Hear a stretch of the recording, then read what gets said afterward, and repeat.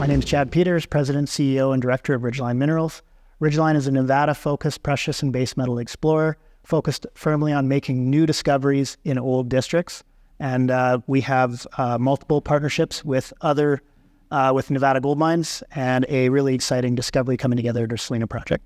Chad, nice to meet you. We've not met or spoken, well, certainly not on film. We had a little chat before, offline. And want to introduce this story to our followers, listeners, subscribers, etc. Because I thought it was quite an interesting model that you've employed. So tell people a little bit about the business plan. What have you set out to try to do? Yeah, actually our business plan has actually evolved quite a bit over, we were a private company from 2018 through 2020. Obviously with the pandemic, that was a bit of a crazy time, but we ended up going public in 2020.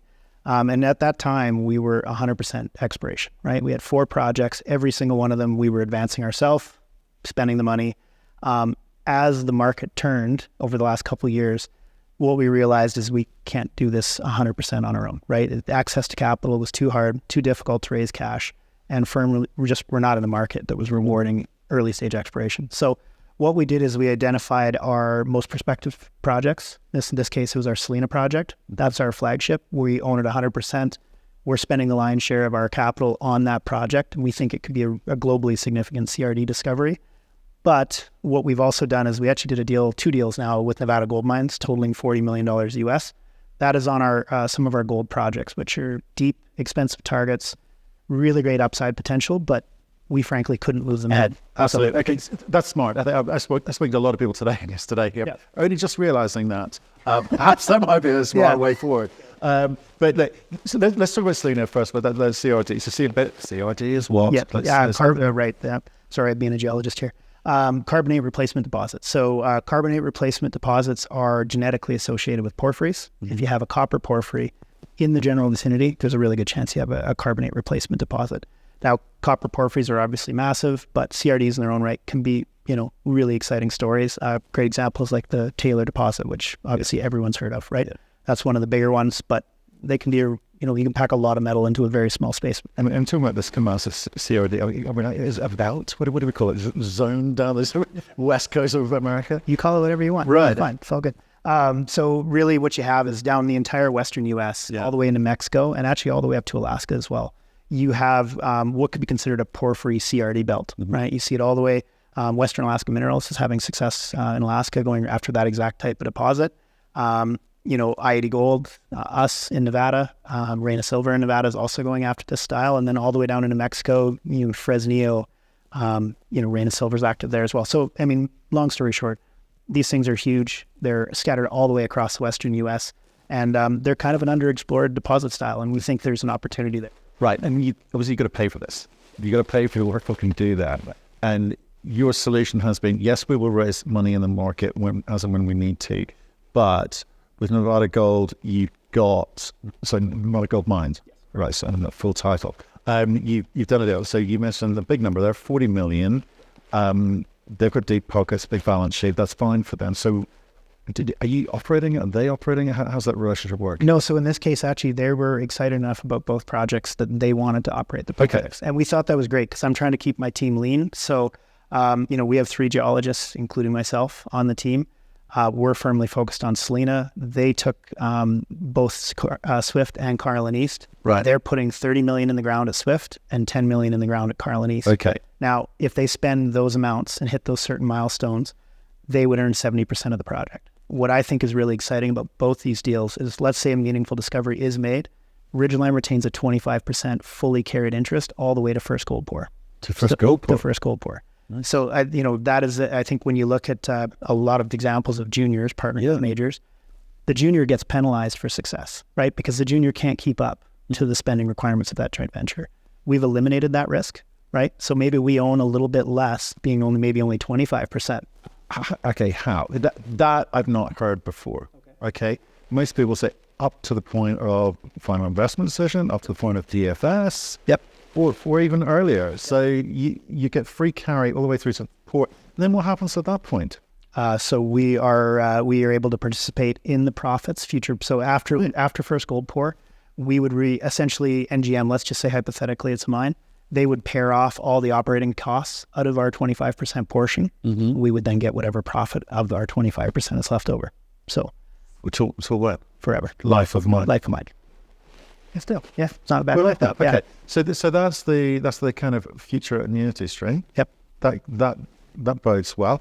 So how do you do more of that? Because that sounds quite nice. Well, that's a great question. We're still working on the answer to that. But NGM, they're really excited about gold, right? So our two best gold projects, they're definitely in their hands right now.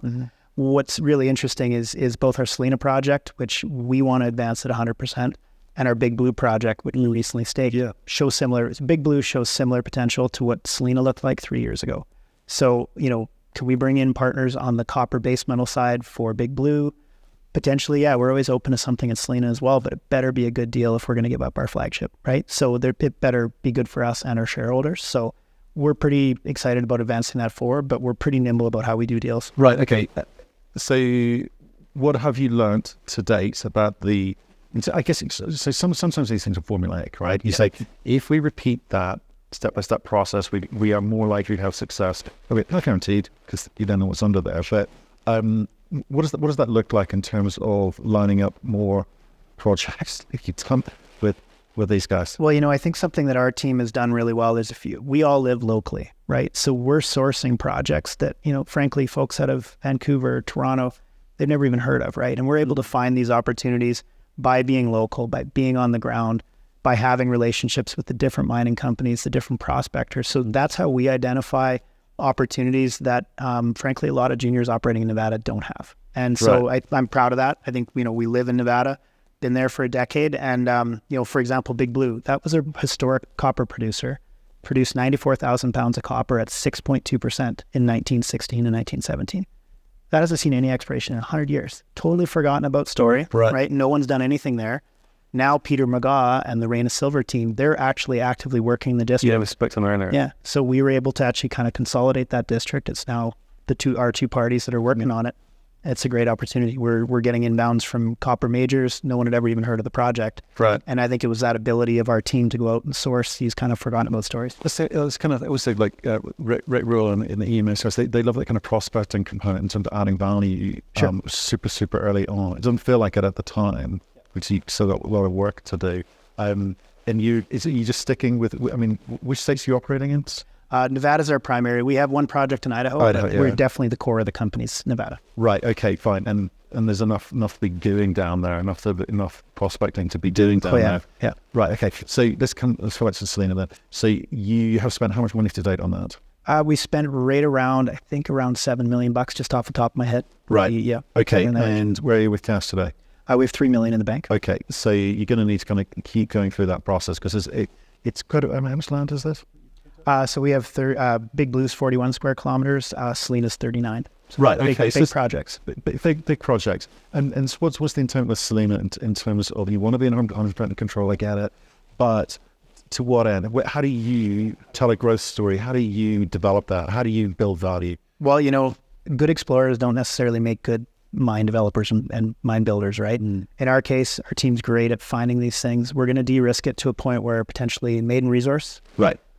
Permitting, de-risk it on the permitting, de-risk it in metallurgy, and hopefully, with the local stakeholders as well. Once we get it to that point, I'd hope that we're at a place where we're starting to see levels of interest from mid-tier to major base metal producers that want to come in and take it the rest. Right. So we're following that kind of cookie cutter approach to that model. So as a shareholder, if I want to be a shareholder in your company, I got to work out what I'm buying into. So that we talked about a big annuity stream coming down the line on the gold. If Selena follows the same pattern potentially there. So your company's here to find projects, take them to a certain state, monetize it somehow, either fully or some kind of annuity stream. Yep. Right. And so we kind of have a short and a long-term outlook, right? So our long-term is these deals with with Nevada, curves. With Nevada Gold Mines. We can participate meaningfully in that project all the way to production if that's how it ends up, advancing. What we really want to do, like, for example, Selena, that has the potential to be like Western Alaska. They've had an incredible run. We think we could be another Western Alaska Minerals. That's what the potential of that project is. We drilled up to 6 meters at 1,200 grams silver equivalent last year. Did not get a big push from the market, but I think that's a sign of the market right now more than anything. But we could see a material change to our market cap just from Selena alone. And then what we have is that long-term value in the deals. And I guess the means to monetize that in the short term if you needed to. We could, yeah. I Right. mean, if the opportunity came up. And I mean, that's the thing. I think a lot of companies kind of tend to get married to projects. And the hardest thing to do is obviously to sell. When do you sell, right? And I think whether it's a stock or a company, there's never a right answer.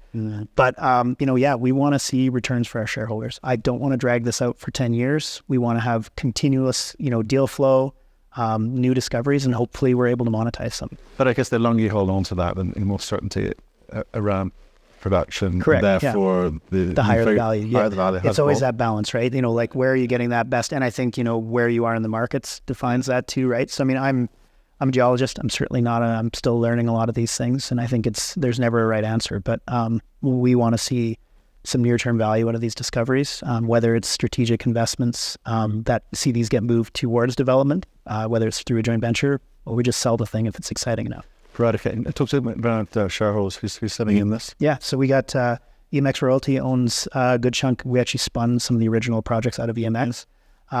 Extract Capital, myself, my co-founder, own about 6% of the company. Management in total owns 10, including myself. And we have groups like Rick Rule, Paul Stevens, some really big names in the U.S. retail market that have been big supporters of us for a long time. What did you get at? Actually, funny enough, Paul was kind of an introduction through the EMX guys. Got to know each other really well. He's continued to build his position over the last 3 years. And he introduced us to Rick right before our last finance. Yeah, well, I think Rick's a big supporter of big call as well. EMX, It's kind of helps, it kind of all came together, yeah. And investors in many ways. Okay, fine. So I think that's enough in terms of a kind of basic overview of who you are, what you're trying to do. That's some quick success. I mean, congratulations on that. That's not on the stock price. Deals. Not on the stock price, but we'll get. Well, no, that comes. I think you got to get the fundamentals right. Sure. First, and the market will come back. Whether and obviously commodity prices will help as well. But it's fair enough. A little bit of uncertainty in the market at the moment, but it's a cycle. Yeah, we'll get there. Thanks very much for your time. Really appreciate it. Thanks.